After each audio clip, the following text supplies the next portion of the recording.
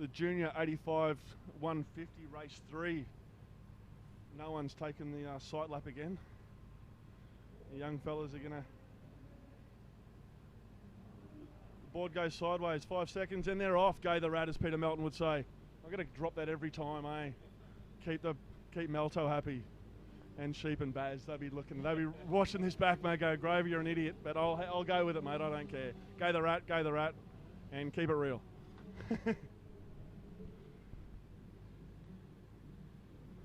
So actually we got live timing, but they haven't gone over the line yet, so we don't know who's in first. So these guys haven't been out for a long time, so the track's going to be completely different too for these young fellas. The young fella jumped up onto the table there, nice little step up. Ooh. Little no footer.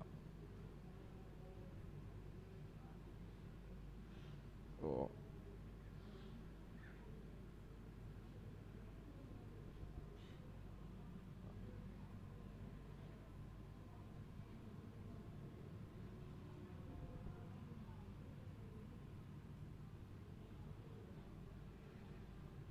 Brody Connolly in first with a Blake Fox in second and Lachlan Winchester in third. Well, Brody's out front with the legs swapping side to side. He's hanging on there though. Keep going, boy. You're doing all right. Well, better than most of us. Yeah, exactly. He's getting around quite well. You've got a good little technique, this fella. The elbows up nice and high. Actually, quite a tall kid for the 85. It's going to help him through those stutters with his long legs. Yeah, it's going to help him a lot too, being a little bit taller and letting the bike dance around a little bit underneath him. You got that extra tripod you can put out on the side there. Yeah, he's definitely tall for an 80. This one.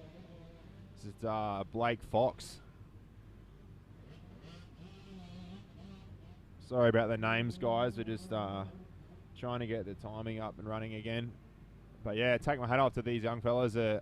Riding the track absolutely amazing for the conditions that they're being faced with. Struggling to get traction with the little wheels also. Yellow flags waving in the background. That'll be a common sight tonight. Still it up, nice position. Standing up on the pegs. Pick his line. And pick a rut. So what do you do when you're in the air and you're looking down and you're landing not perfectly in the rut? What's your hold it flat or? Yeah, definitely. Or pray to Jesus. Yeah, close your eyes and fall on the throttle. No, you definitely want to be on the throttle and let your bike pretty much like a tractor and just push through. Just grip, and that's what we were talking about before. A bit more of your advanced techniques of getting yourself out of mistakes is going to come into fruition. Technique is a huge thing tonight too. If you're one of those lazy riders that wants to sit down a little bit too much, or you're definitely going to find weighting the bike in disproportionate ways, you're going to throw that bike out of momentum, and any obscure, what would you say, balance points or anything is really, you're going to get caught out tonight. No, exactly right, yeah. So I don't think there's any rhyme or reason of how you're supposed to do it. It's just try and get it done. It is. I always say, you see these guys come to coaching as, what's going to make me faster? I says, mate, it's not one thing, it's everything. So every little bit of skill that these guys have learned over the last 10, 15 years, whatever, how long they've been riding, they're using every bit of skill tonight to stay on that bike. Even seeing that. Nice little inside line. Yeah, that's that Dean Ferris line, we'll call that one. Yeah, even just as you just think just the amount of distance they save, or just going the inside there. Yes. Good. It's a battle of trying to get traction here by the looks of it. We've got a drag race through the rhythm section. Oh, even just you just notice with the little wheels of how hard it is to get traction. It's young Jake Cowell there. Oh, is that the leader? I think it. Oh, another one. Oh, there's dropping like flies here. It's just these ruts are just so big for these little guys as well. The once they get caught in them, they haven't got much of an option but to, try and ride around it. I suppose when you get caught in a rut like that, you've got one option is to gas it and lean in. If your balance is a little bit off, you'll get caught out. Yeah, that was young Brody Connolly. There, that went down just then. I think he had a big enough lead. Jake Cowell now moved to second with Blake Fox drop back to third there. Just from that outside move you've seen just a bit earlier here, which is the exact same place here. Instead of running all the way around the outside there, just went to the inside.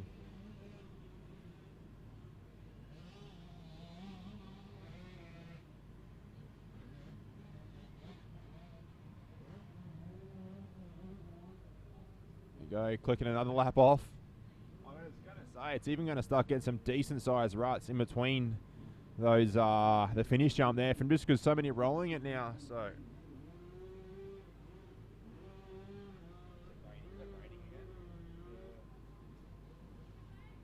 not really.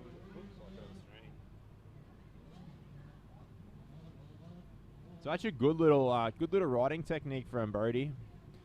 You know, he lets the bike do a lot of the work and making it look quite easily for the conditions that he's riding in, that's for sure. Especially with the little, as I said before, the little wheels just makes it so much harder. You know, they're, you know, probably just over half the size of a big bike wheel, so it's he's going to feel the bumps and ruts a lot more than anyone else will, with half the suspension too. Especially when a lot of those ruts have been made by 450s, and you jump on a little 85 later and have to negotiate those ruts. Quite a difficult, but some of these young fellas and young girls as well, there's some very talented young kids coming through the ranks these days, and Brady Connolly is obviously one of those riders, doing quite well, riding very stable, and I think quite solid tonight, not throwing a lot of risks. And he almost lost the front end then, as I said that. Commentator's curse. Sorry, Brody. Keep going, brother. Coming up to lap.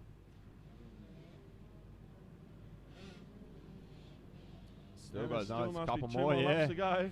I think if I was him, I'd be going, come on, just put it out for me. I've done enough, haven't I? Have a look at it.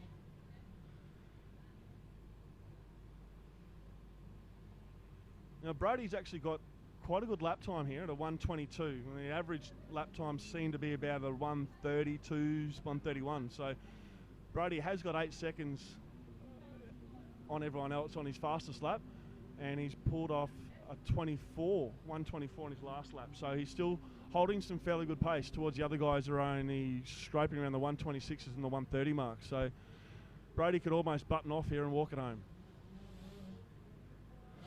Even just his balance and everything through the whoops there is just because you see him working those legs. Yeah, from here it looks nothing, but you know, I guarantee if you guys go walk through them, the ruts in between those where they're rolling through, they'd be quite big. It's actually, as much as it doesn't seem it, for the bigger guys on the 450s to skim across the top would actually be easier than riding through it like that. It was funny before we saw someone start to go double instead of skimming across the whoops. That's obviously a safer option when you're out that when you've got a buffer. And you don't have to be taking risks, like risk versus reward tonight is paramount. So you got to look out the safest way to get through each section as fast as possible. There you go, Brady. Last lap board. One more to go, buddy. Doing quite well though. Oh, making it look easy. He hasn't made any really big mistakes. He's cut a couple of turns. He loves that slop on the inside there. No, he's not washing his bike. Dad. Bike's dirty. Can you do the air filter too, please?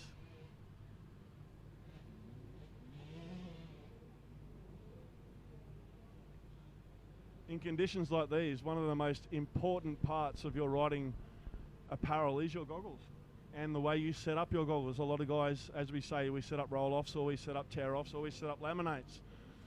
And some guys will have 2 or 3 sets. They'll ride to the start line with one set on, and their mechanic will be probably carrying 2 or 3 fully set up, ready to go, just in case they want to come in like Dean Ferris did before. He didn't actually grab a set, but he did have the opportunity to grab some goggles, but he didn't want them. Brody up the inside of a lap rider. Especially with these young fellas, they wouldn't have had to really to deal with, you wouldn't think, these conditions kind of like this, so it's actually a big learning curve for them, you know, riding in front of a decent sized crowd. And how well is he clearing those doubles? Like that, you know, that's just perfect technique for a young fella. That was number 25. Yeah, he was the 3rd position guy.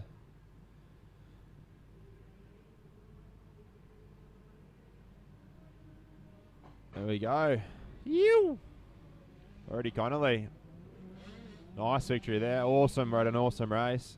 Very nice race. You have to be. You see a lot of these guys. the good sand riders can actually transfer that across to the mud riders. Caleb Ward is one of those riders. We actually ran into Caleb today.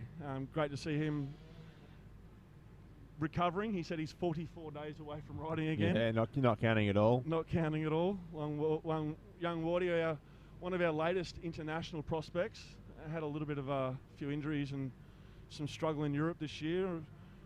We also had Hunter Lawrence over there that did absolutely fantastically. Hunter, he got a second, I think, in a couple of GPs and scored a ton of points. And we don't know what he's doing next year, but we wouldn't think that Suzuki would be letting Hunter Lawrence go. We do know that. Yeah, he signed for Honda. Signed with Honda. I really? think a big deal. That's too. Crazy. So why would Suzuki let someone like that go? He signed Geico Honda America, but they're supporting him in Europe for Wow. another year. He wants to pursue his Europe one more year. He wants to try and get a world title, and the way he's going, and his head's screwed on. He's a fast young kid. He learns, he listens, and I think if anyone can do it, he definitely can. So yeah, he wants one more year in Europe and try and tick that off, and then he's heading to America. When you think about that little setup that he's put